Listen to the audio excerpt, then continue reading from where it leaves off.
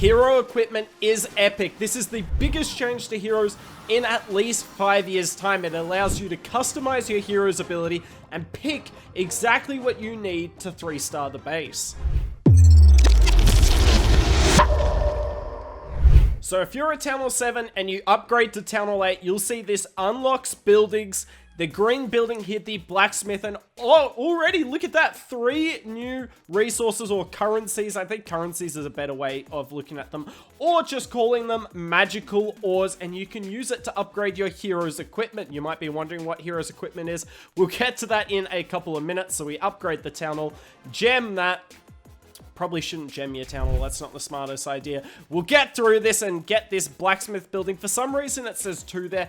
You've only got 1 blacksmith building, and for every town hall level after Town Hall 8, you get a new level, which will allow you to unlock a new ability. And once you get up to Town Hall 16, this blacksmith will be level 9. Let's go and have a look at the equipment. And you can see immediately level 18 is max. Keep that in mind for later. And you can only have 2 abilities or 2 equipment active on each hero. But you'll notice for the king, you've got 4 options. If you wanted to switch, you can just go simple as that. There's 4 options for the king, queen, warden, and only 2 for the royal champion, unfortunately, at this stage. Let's go through all of them. So we'll start off with the Barbarian puppet, and this is an ability that's already in the game. When you pop your king ability, it spawns barbs, but now it spawns 44, and you can see the health recovery and the hit point increase there. Pretty cool with the hero boost there, so you can have that one active. That's very strong. The Rage Vial is the other one that's in game at the moment. Obviously, the stats for both of these have been changed to separate it all, but you can see yet again health recovery, DPS increase, and I think you can figure out that the Rage Vial and the Puppet work very well together. Now to the new abilities, the Earthquake Boots. Have a look at this graphic here. This is so cool. You pop the king ability, and he takes down walls in a very small area. So if you've got a compact area of the base, you can use the king ability to open up all the walls. Pretty cool ability for that. My favorite ability, though, has to be the Vamp Stash. I don't agree with the name, but this is a passive ability. So when you hit the king ability, this doesn't go off. This is constant throughout the battle. 300 healing per hit, and then the other boosts happen throughout the battle. Now, it's worth noting, if you have, say, the Puppet and the Rage Vial that I've got active here, when you hit your king ability, both of these go off at the same time. You don't have to hit the king ability twice for this to happen. You hit the king ability once and both of these happen. It's the same with all the other heroes. Both abilities happen at the same time if it's the active ability. If it's the passive ability, like you see with the Vamp Stash here, then that won't happen when you hit the ability. That just happens throughout the battle. Sorry, I just needed to clarify that for you all. We'll move on to the Archer Queen, and this is the Puppet. This is the other one that's already in the game at the moment, but now it spawns 35 archers, and it is a lot of archers. But it's worth noting that Queen ability there, she didn't go invisible because the invisibility vial is its own thing now. Now, this hero equipment's so ridiculously broken that I don't see it not being used, because you get the extra damage, the hit points, and the invisibility, which is crucial to the Queen. But maybe people won't use it. But my favorite ability of the Queens is this one here. That travels the whole way across the base, and if you want to see this in action, in 3 hours time, or at least 3 hours after we post this video, we're going to do an E-Drag video. I'm going to show you how broken this ability is when you use it with E-Drags. And yeah, it takes E-Drags to the next level. We'll jump on to the next one. This one will be interesting. If you're doing a Queen charge attack and you pop the ability, most likely you'll have the invisibility one, and then you could get an extra 3 healers. Now, obviously, they will spawn in range of defenses, but could definitely make it work. I can see potential with the healer puppet, although I haven't got it to work so far. Let's go on to the Warden, and the Warden definitely is the most interesting one. So we'll start with the Eternal Tome. This one's understandable. This is the same as the Invisibility Vial. I don't see anyone ever not using this, because this is just categorically broken. We'll go to the Life Gem.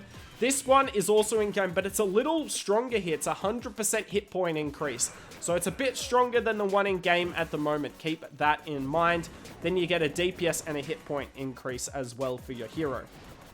These are the fun ones though. So the first one, the healing tome. This one's really interesting. So the active ability, when you pop that Warden ability, any troop inside the range will receive 150 healing per second. Now, obviously that is not a lot of healing per second, but for 25 seconds, it really does make a difference, and it doesn't cost you any spells. And then you see the hero boost there as well. And then the last one is the Rage Gem, and this one's very interesting. So keep in mind, if you use the healing or the Rage one, you won't get the Life Gem, essentially the Warden giving all your troops extra health. But you will give them extra health through the healing or the Rage. But all the extra Rage that allows your troops to get through defenses a lot quicker. Keep in mind, it helps your Warden go faster as well. And then the RC, it's the same as before. This one's just getting healing back, so the Royal Gem. So this is just the hit point recovery. We'll just wait for the ability to get used. Come on, graphic. This graphic really isn't quick, is it? I want to see this ability used. And there we go. And then the other one is the Seeking Shield.